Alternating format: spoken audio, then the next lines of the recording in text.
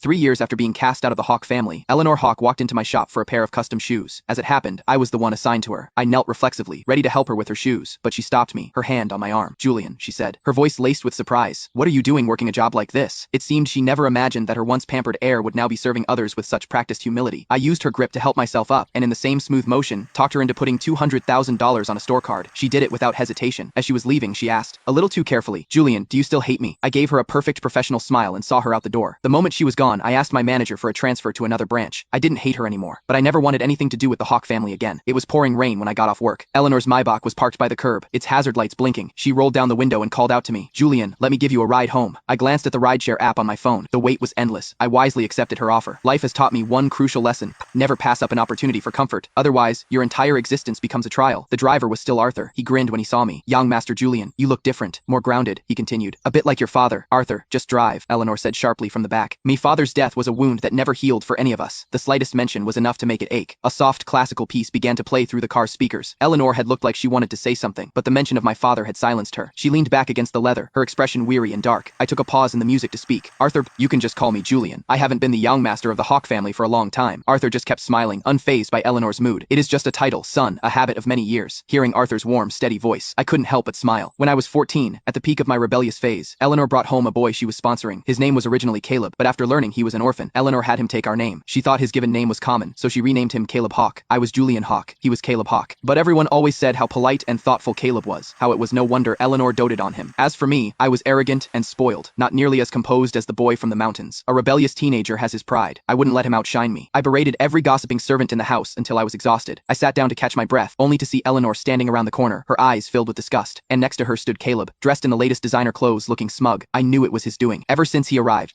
everything I did was twisted to make me look like a bully. I had been friendly to him at first, but he would always act hesitant and wounded. Within days, rumors were flying that the Hawk heir looked down on commoners. I swore to Eleanor, argued, collapsed into her arms in a desperate hug, and pleaded, "Mom, why don't you believe me?" She just sighed. "Julian, when will you ever grow up?" She always thought I was a lost cause. She seemed to forget that she once promised, "No matter what Julian does, Mommy will always have your back." I wanted to rip the mask off Caleb's face and show her the ugliness underneath, but what I said was, "What gives you the right to wear something like that?" The clothes were from a new collection. He couldn't have worn them without her permission. Her favoritism had been there all along. I was just too stupid to see it, too desperate to win a game that was already lost. The day after that, Caleb's name was legally changed. He became the sole heir of the Hawk family, and I became a complete joke. Only two people ever stood by my side, my father and Arthur. Me father was always busy with work and carried a deep guilt towards my mother. Even when he knew I was being wronged, his only solution was to give me more money. This only made Eleanor despise me more, believing I was a greedy manipulator. Arthur was originally my father's